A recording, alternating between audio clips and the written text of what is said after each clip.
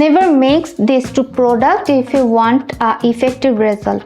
Number 1, never mix your foundation with sunblock. সানব্লকটা আপনার স্কিনে একটা ইভেন লেয়ার দরকার, যার কারণে আপনাকে প্রোটেকশন দেবে ফ্রম আল্ট্রাভায়োলেট রেডিয়েশন। আপনি যদি সানব্লকের সাথে ফাউন্ডেশন মিক্স করেন দেন আপনার সানব্লকের ইফেক্টিভনেসটা 0 হয়ে যাবে, যার কারণ হচ্ছে unevenly distribution of your sunscreen.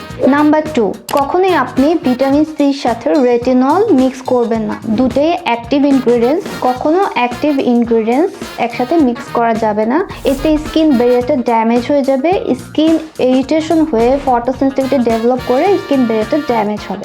Number 3, দুটো medicated prescribed anti acne cream, benzoyl peroxide হতে পারে, রেটিনল হতে পারে, দুটো ক্রিম কখনোই একসাথে লাগানো যাবে না।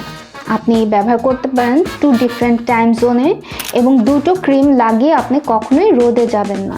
এতে আপনার দুটো ক্রিমের ইফেক্টিভনেস আপনি পাবেন না, সাথে আপনার স্কিন ইরিটেশন হয়ে ড্যামেজ হয়ে যাবে স্কিন, এবং ফটোসেনসিটিভিটি ডেভেলপ হতে পারে।